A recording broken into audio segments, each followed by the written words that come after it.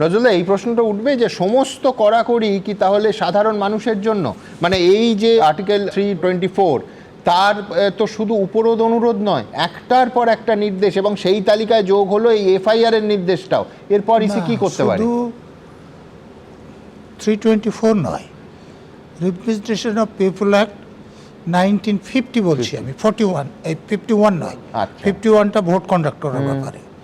সেখানে খুব পরিষ্কারভাবে বলা আছে যে যারা এই তালিকা সংশোধনের জন্যে, ওখানে তো এসআইয়ের কথা বলা নেই, রিভিশন কথা বলা আছে, ইন্টেন্সিভ রিভিশন কথা বলা আছে, সেই কাজে যারা নিযুক্ত থাকবে, আপনি ধারাটা চেক করে নিতে পারেন, 13cc, তার সুপারিনটেন্ডেন্স, কন্ট্রোল এবং ডিসিপ্লিন নির্বাচন কমিশনের।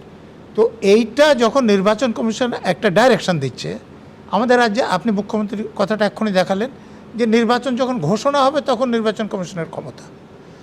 এখন নির্বাচন কমিশনের ক্ষমতা কী করা হয়?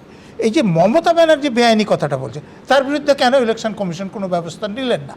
এই যে মমতা ব্যানার্জি কথা শুনে তার ভাইপো, তার দলের লোকেরা কেউ জবাই করার বিধান দিলেন, কেউ বেঁধে রাখার বিধান দিলেন, কেউ আগুন লাগানোর বিধান দিলেন, কেউ পুড়িয়ে দেওয়ার বিধান দিলেন। তাদের বিরুদ্ধে ইলেকশন কমিশন যদি ব্যবস্থা নিতেন তাহলে মনিরুল ইসলাম এটা করার সাহস পেত না, মোশাররফ হোসেন এটা করে। আরেকটা কথা বলি, গণতান্ত্রিকভাবে আরেকটা বাক্য আমি বলার পর ধারা যেমন আমাদের আছে তেমন ভাবেই উনি যে কথাগুলো বলেছেন সর্বই ভুল। কারণ এই যে জবাই করার কথা, আগুন দেওয়ার কথা, এখানে বসে একজন প্রাক্তন আইপিএস অফিসার যখন বলেন তার ইমপ্যাক্ট বোঝা উচিত। সমাজ ব্যবস্থাকে যেমন ইসিআই ভেঙে দিচ্ছে, আপনি ঠিক সমাজ ব্যবস্থাকে, তৃণমূলকে যেভাবে ব্যবস্থাপনার মধ্যে নিয়ে আসার কথা বলছেন, এটা মানা যায় না আপনার কাছ থেকে। যে আপনি যখন রূপক হিসেবে বলছেন, রূপকটা আপনার কথায় আমাদের প্যানেলিস্ট যেটা বললেন, আমাদের অল ইন্ডিয়া সার্ভিসের যে আইএস, আইপিএস এবং ইন্ডিয়ান ফরেস্ট সার্ভিস, এদের ক্যাডার কন্ট্রোলিং অথরিটি হচ্ছে আইএসদের জন্য ডিওপিটি, আইপিএসদের জন্য মিনিস্ট্রি অফ হোম অ্যাফেয়ার্স, আর ইন্ডিয়ান ফরেস্ট সার্ভিসের জন্য মিনিস্ট্রি অফ এগ্রিকালচার। তো ধরুন একজন আইএস অফিসার বা আইপিএস অফিসারকে আমাদের অল ইন্ডিয়া সার্ভিস এ ক্ষমতা দিয়েছে যে স্টেট গভর্নমেন্ট চাক আর না চাক তাকে তুলে সেন্ট্রাল গভর্নমেন্টে বা অন্য কোনো রাজ্যে পোস্টিং করে দেওয়ার ক্ষমতা কেন্দ্রীয় সরকারের আছে। তাহলে যে চিফ সেক্রেটারি, আগের চিফ সেক্রেটারি এবং প্রেজেন্ট চিফ সেক্রেটারি বেআইনিভাবে কাজ করলেন, তাদের অন্তত তুলে অন্য জায়গায় পোস্টিং কেন করলেন না? তার মানে এটাকে বুঝতে হবে যে কেন্দ্রীয় সরকার সহযোগিতা করে এটা করা উচিত। এখানে যখন নিরপেক্ষতার প্রেক্ষিতে কথা বলতে হয় তখন কোনো দলকে এইভাবে দাগিয়ে দেওয়া, সেটার আমি তীব্র বিরোধিতা করছি, যেটা স্যার করলেন। এক, দু নম্বর কথা বলছে যে স্যার বলছেন যে 4 জনকে সাসপেন্ড করেছেন, বা আগে স্যার বললেন যে রবীন্দ্রনাথ স্যার যে কিছুই ব্যবস্থাপনা করেননি, কিন্তু 4 জনকে সাসপেন্ড করেছে, তারপর চিঠি লিখেছে যে লঘু এফআইআর হয়নি, কিন্তু স্যার পুরোটা বলছেন কোনো ব্যবস্থাই হয়নি। তাহলে সেখানে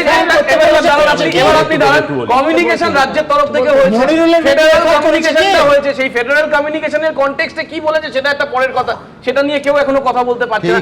আমি শেষ করব না, এটা বলে জাস্ট এফআইআর করার নির্দেশ মানে এফআইআর করতে হবে। আমি আবারও বলছি একটা কমিউনিকেশন এখান থেকে গেছে, উপরের অনুরোধ না, না এখান থেকে কমিউনিকেশন গেছে, একটা সরকার তার কমিউনিকেশন করে রেখেছে নির্দিষ্টভাবে। আমার কথা সেটা নয়, আমার কথা সেটা নয়, 4 জনের নামে এফআইআর হলো কি হলো না, 10 জনকে ছাড়িয়ে দিয়ে মালা দেয়া হলো কি চিড়ে ফেলে দাও, এটাই যায় আসে না। সব থেকে বড় কথা যখন মাথায় আসে ওই 100 জনের মৃত্যু বা লক্ষ লক্ষ মানুষের হয়রানি, তখন স্যারের জন্য কমিউনিকেশন করতে গেলে এটা তো থানায় হবে,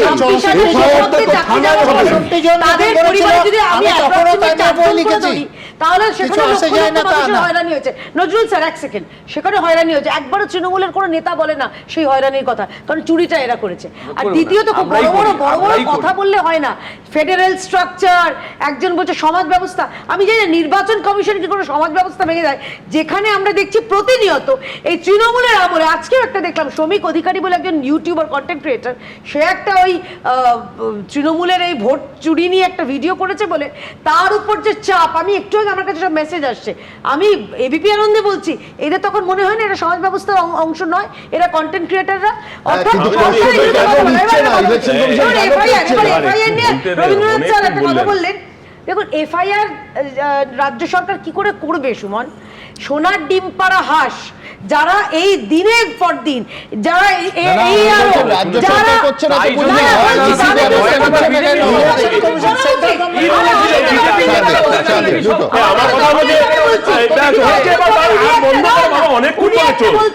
গত সভা করে সেখানেও চলছে যে সেটিং তত্ত্ব।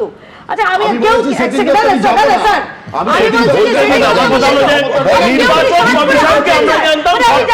নির্বাচন কমিশনকে আমরা জানতাম সর্বশক্তিমান। আমার কথা হলো যে এই যে 4 জন অফিসারকে সাসপেন্ড করার জন্য শুধু এফআইআর তো দূরের কথা, মুখ্য সচিবকে ডেকে পাঠাতে হলো দিল্লিতে, তারপর নির্দেশ দিয়ে সাসপেন্ড করানো হলো। যেটা নজরুল বাবু বলছিলেন এরা তো কেন্দ্র সরকারের অফিসার, আইএস অফিসার, তাদের বিরুদ্ধে কেন ব্যবস্থা নিতে পারছেন না?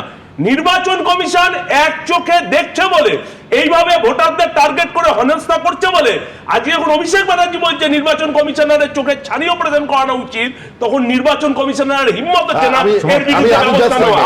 আমি একটু আমার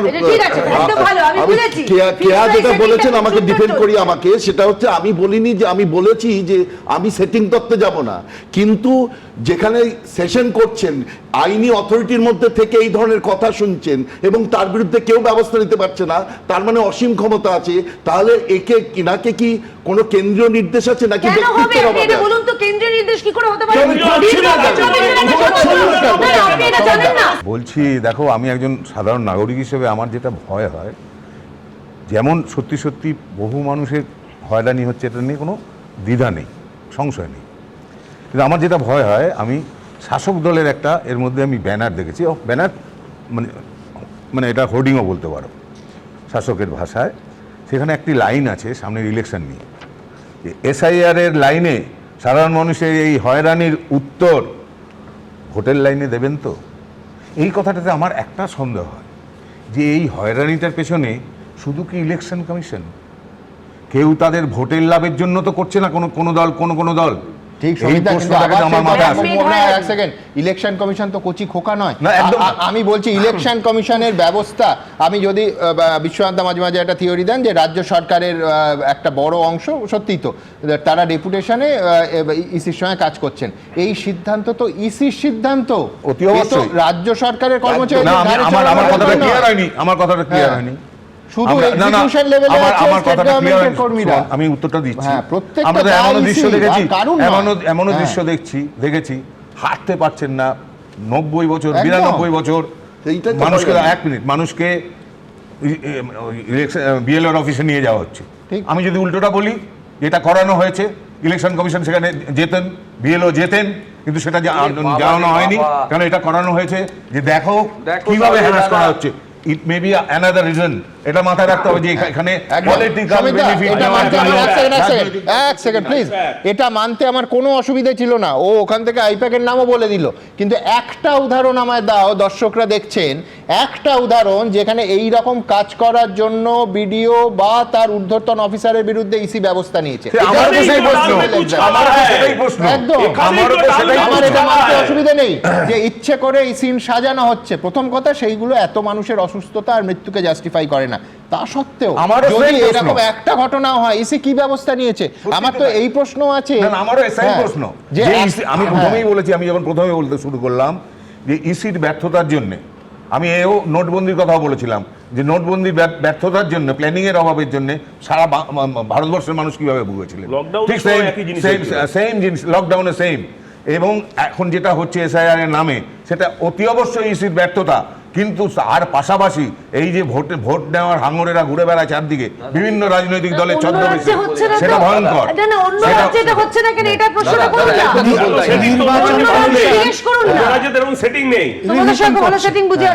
তো সেই রিভিশনে যারা বেআইনি কাজ করছে তাদের বিরুদ্ধে ব্যবস্থা নেওয়ার জন্য নির্বাচন কমিশন রাজ্যকে বলছে, রাজ্য সরকার সেটা মানছে না। তাহলে নির্বাচন কমিশনের উচিত যে যারা মানছে না তাদের বিরুদ্ধে ব্যবস্থা নেওয়া, একদম, আর না হলে এই রিভিশন বন্ধ করে দেয়। দুটো একসঙ্গে চলতে পারে না। তোমরা ভোটের আগে তারকার চোখে ভোট করো, মনে আছে? এবং দেখো, সমীরদা যতই সাধারণ নাগরিক বলুন, ওনার মতন আমি মহানাগরিকের কাছাকাছি ওনাকে বলতে হয় যে এত সুন্দর উনি কাজের কাজ কথা, করেন। কাজের আমি কথা। কেন বলছি মহানাগরিক এই যে তুমি মহানায়ক। বললেন না যে মানুষের অশান্তি কোথাও সাজানো নয় তো, প্লিজ দাদা আমি খালি এক দলকে একটাবার বলিনি। এটা করে দাও আমি দাদাকে একটা দলকে পাঠাও বলিনি। মানুষের কাছে এই ধরনের থিওরি যারা তৈরি করতে পারে তারা কতটা স্টুডিও থাকে আর কতটা মানুষের কাছে থাকে এটা খুব পরিষ্কার থাকে। পরিষ্কার ভাবে বলছি যে এইটা মানুষদের হয়রানি, সেই হয়রানির কনটেক্সটে আমি উত্তরটা আজকে দেবো। যদি এইখানে কথা বলা হয় স্বাভাবিকভাবে বলা যায় হ্যাঁ ব্যাংকের হয়রানি করা আমি জানি উত্তরটা ব্যাংক ম্যানেজার এখনো জানি উত্তরটা দিচ্ছি। আমি আমি প্রদীপ্তর উত্তরটা দিই। আমি দায়িত্ব নিয়ে বলছি, পশ্চিমবাংলায় 6-7-এর পরে ও দারুণ খুব ভালো ছিল, আমি এটা প্রথমেই বলছি, এবং খুব জ্ঞানী ছেলে, কিন্তু 6-7-এর পরে মানুষের উপর যখন অত্যাচার নেমে এসছে দিনের পর দিন, এবং এই আমলেও, কোথায় ভাই তোমাকে তো কোনোদিন দেখিনি আমি। আমরা তোমাদের চা বইতাম তো, আমরা তোমাদের চা বইতাম, চা বইতে দেখবে কেন? কারণ আমরা তোমাদের পেছনে থাকতাম, তোমাদের জন্য আমরা তোমাদের জন্য লড়াই করেছি। সেইখানে তুমি তখন ছিলে বড় আর আমার তখন বয়স কম, তোমাদের অনুসরণ করে আমরা বড় হয়েছি, সেটা তো তুমি মনে রাখতে পারবে না। আজ অধ্যাপক হয়েছি বলে মনে রেখেছো, সেদিনকে সাধারণ কর্মী ছিলাম বলে আজকে মনে রাখতে পারছো না। চা বইতে হবে না। মানে আমি বলছি যে আমার আশঙ্কাটা অন্য, চা বইতে বইতে চা বিক্রি করতে করতে ও আরো বড় পদে চলে যেতে পারে। তুমি আপাতত চা খেয়ে গলা ভেজাও। এবিপি আনন্দ, এগিয়ে থাকে, এগিয়ে রাখে।